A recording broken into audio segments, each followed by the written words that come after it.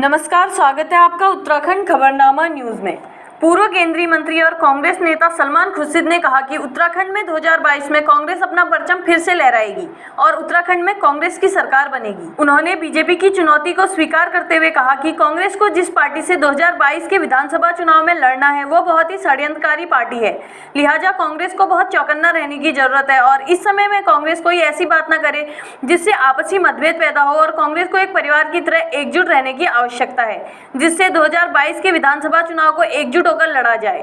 कांग्रेस नेता सलमान खुर्शीद ने कहा कि इस समय भारत को विश्व स्तर पर अनेक चुनौतियों का सामना करना है, लिहाजा उत्तराखंड की जनता से यह सवाल है कि क्या ऐसे लोगों को लोकतंत्र में आना चाहिए जो केवल यूनियनबाजी करते हैं या जो अपनी जरूरतों को पूरा करने के लिए राजनीति में आ रहे हैं। सलमान खुर्शीद ने कहा, कांग्रेस को उत्तर प्रदेश में जिन परिस्थिति में चुनाव लड़ना है वो बहुत ही संघर्षपूर्ण है, लेकिन प्रियंका गांधी ने वहां जिन हालातों में मोर्चा संभाल रखा है उससे कार्यकर्ताओं में एक नया उत्साह है और कल प्रियंका गांधी की बनारस में हुई रैली से यह स्पष्ट भी हो गया है कि उत्तर प्रदेश बदलाव की तरफ आगे बढ़ रहा है। उन्होंने कहा कि प्रियंका गांधी ने कांग्रेस कार्यकर्ताओं से यह साफ कहा है कि कांग्रेस कार्यकर्ता घर घर गांव-गांव जाकर जानकारी जुटाएं, जिससे उत्तर प्रदेश में 2022 का विधानसभा घोषणा पत्र तैयार किया जाएगा। कि यहाँ तिरंगा झंडा जो है वो फिर से फहराया जाएगा, ऐसा मेरा मानना है। और मुझे छोड़िए, यहाँ आम व्यक्ति से किसी से मांग करते हैं तो वो यही कहते हैं कि अब ये चुनाव जीतने की तरफ हम लोग बढ़ रहे हैं, अग्रसर हैं। और जैसे अंग्रेज़ी में कहा जाता है कि this is a victory to lose, ऐसा हम ना करें, हम में से कोई ऐसा ना करे कि जीता चुनाव हमारे हाथ से कोई निकाल ले, छीन ले, क्योंकि हमें जिसका सामना करना है वो बहुत षड्यंत्र वाले लोग हैं और हमको बहुत चौकन्ना रहना पड़ेगा। और सब एक ही चीज़ हमको करनी है कि हम ये मान के चलें कि हम लोग सब एक परिवार के हैं, कांग्रेस का एक परिवार है और एक परिवार के समान हमको ये चुनाव लड़ना है और हम चुनाव ऐसे लड़ेंगे तो जीतेंगे। लड़ने के लिए कोई भी पॉलिटिकल स्थिति को गड़बड़ कर सकता है, लेकिन यही हमारा आग्रह रहेगा, आम जनता से आग्रह रहेगा, कार्यकर्ताओं से आग्रह रहेगा, हमारे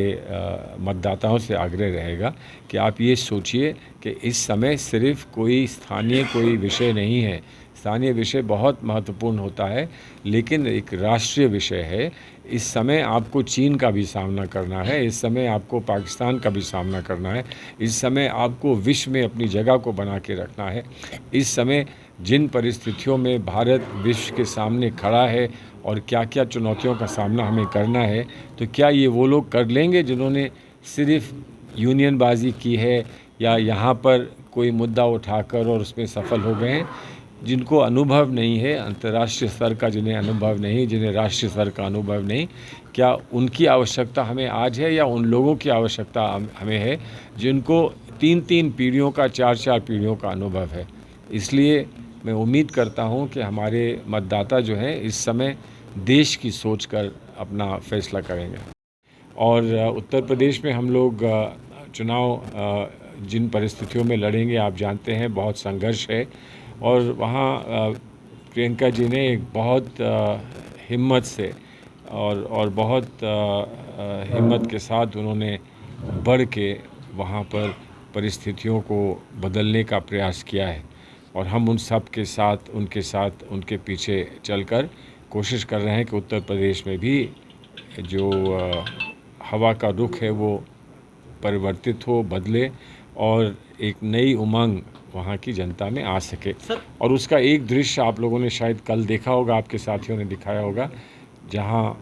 जो रैली वाराणसी में हुई, उससे हम लोगों को सबको बहुत विश्वास प्राप्त हुआ है और बहुत बल प्राप्त हुआ है। उम्मीद करते हैं कि आगे भी